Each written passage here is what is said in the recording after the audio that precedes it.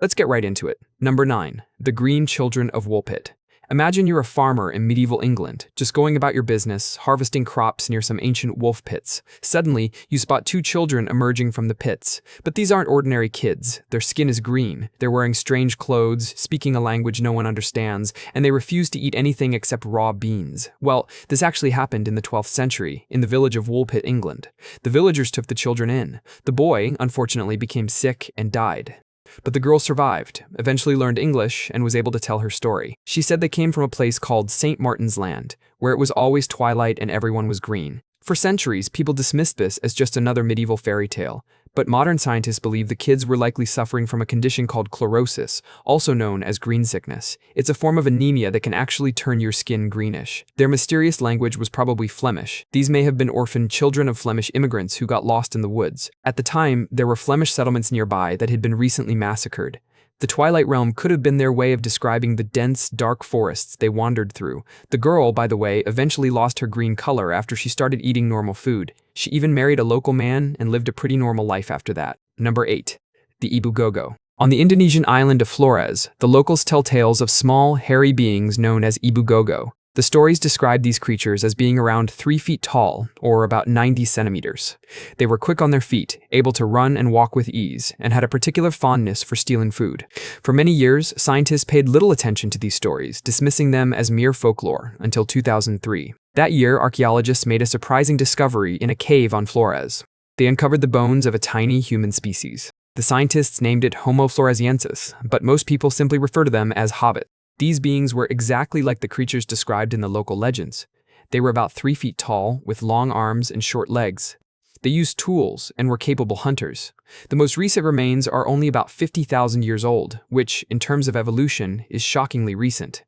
Some researchers believe they may have survived for even longer. The stories of the Ebu Gogo are oddly specific. The legends describe their speech as murmuring sounds, which suggests they had some form of language, a possibility given the size of their brains.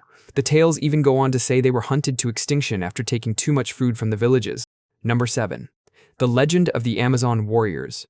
There's an ancient Greek myth about a tribe of warrior women. They were known as some of the most terrifying fighters in the ancient world. The Greeks called them the Amazons. These women were said to be so fierce that even the greatest Greek heroes trembled at the thought of them. For a long time, most modern historians dismissed these tales. They claimed they were just Greek fairy tales. But in the 1990s, archaeologists stumbled upon something intriguing in Russia. They discovered graves of women buried with weapons. Not just a few graves, hundreds of them. These women had signs of battle injuries on their bones. They were buried with arrows, spears, and horses, just as the ancient stories had described. Carbon dating confirmed they lived between 900 to 200 BC. That's exactly the same time the Greeks were writing about them. Number 6. The Green Man of Pennsylvania. In 1981, people around Pittsburgh started noticing something strange. They kept seeing a glowing green man walking along dark roads at night. At first, most people thought it was just another urban legend, but then the police got involved. They actually caught the guy. His name was Raymond Robinson. When he was just 8 years old, he touched an electrical line and was electrocuted. The accident badly damaged his face, leaving him severely disfigured. He lost his eyes, nose, and one arm. To avoid being stared at and ridiculed, Raymond chose to stay out of sight. He only went out for walks at night. Due to his injuries, his skin had a greenish tint that seemed to glow under the moonlight. Raymond became known as the Green Man, or Charlie No Face. For decades, he walked the roads around South Park Township. People would drive out, hoping to catch a glimpse of him. Some even left him cigarettes and beer. Raymond passed away in 1985 at the age of 74. Number 5. The Kraken. For centuries, sailors told stories about a massive sea monster capable of dragging entire ships to the bottom of the ocean. They called it the Kraken.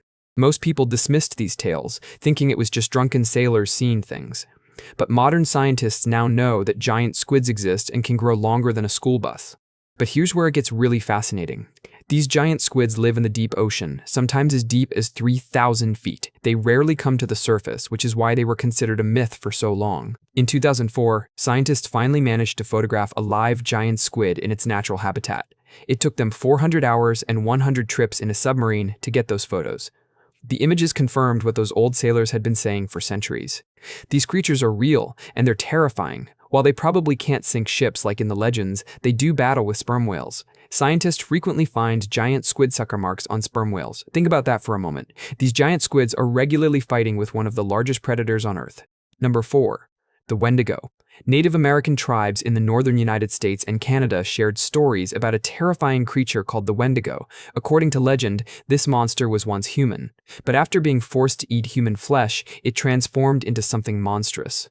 The Wendigo was said to grow taller and thinner as it ate, always hungry, never satisfied. For years, people believed this was just a scary story to warn children about wandering into the woods. But then scientists began studying something called Wendigo psychosis. This is a real medical condition where people develop an overwhelming craving for human flesh. Even after eating normal food, they still feel hunger. The condition was common in isolated communities during harsh winters. When food became scarce, some people resorted to cannibalism to survive. But here's the terrifying part. Once they started, some couldn't stop. Even when food became available again, they still craved human flesh. The most famous recorded case was in 1878, when a Cree trapper named Swift Runner killed and ate his entire family. This happened during a winter when food was actually plentiful. He claimed to be possessed by the Wendigo. Not modern psychiatrists now recognize this as a culture-bound syndrome. That means it's a mental illness that only appears within specific cultural contexts. Number 3. The Mapinguari. Deep in the Amazon rainforest, indigenous tribes tell stories about a terrifying creature. They call it the Mapinguari. According to legend, it's a giant sloth-like creature that walks on 2 legs. It has long claws and a dreadful smell. For years, scientists shrugged off these stories as mere folklore. But then, they started uncovering evidence of something fascinating.